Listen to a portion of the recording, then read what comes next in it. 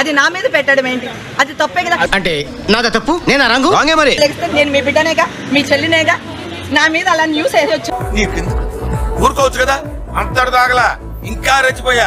మళ్ళీ చూడు, మీకు అన్ని చెప్పేది వినండి. ఒక ఆడపిల్ల మీద వేయొచ్చా? ఇది గుర్తుపెట్టుకో, తర్వాత మాట్లాడుకుందాం. ఒకవేళ మనం తప్పు చేసినా మన ఏం దేవుళ్ళం కాదు.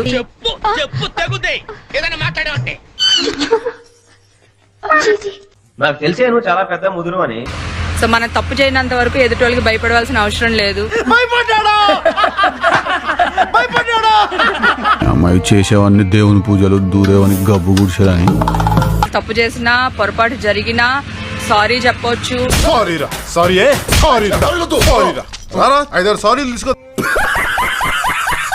సో ఒక ఫామ్ హౌస్ లో ఎంజాయ్ చేస్తున్నాను, చిల్ అవుతున్నాను. సో నా మీద వచ్చే న్యూస్ ఫేక్ న్యూస్. తీర్పు కూడా మీరే ఇచ్చుకోండి రా. రే మనం ఎందుకు ఇక్కడ వెళ్ళిపోదాం రండి. బెంగళూరులో, హైదరాబాద్ లో ఒకే టైంలో ఒకే డ్రెస్ లో హేమ ఎట్టా కనిపిస్తారబ్బా? పాయింటే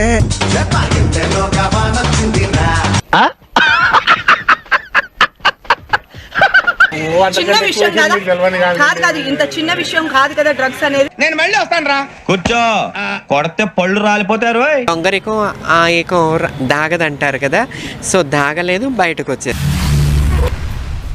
ఏమిటండి మీరు మాట్లాడేది? సో ఏ రకంగా నీకు బోలే యాతి ఉండదు కదా నీకా. వచ్చాయి డ్రగ్స్ టెస్ట్ లో మొత్తం 86 మందికి పాజిటివ్ గా నిర్ధారణ అయింది. అయినా అందరూ మళ్ళాగే 5:30కి వచ్చేసి గబగబా స్నానం చేసి 7:30కి వార్తలు చూసి పడుకుంటారా? అడుగుతున్నా, నేను సిగ్గు లేకుండా అడుగుతున్నాను. దయచేసి సబ్స్క్రైబ్ చెయ్యండి.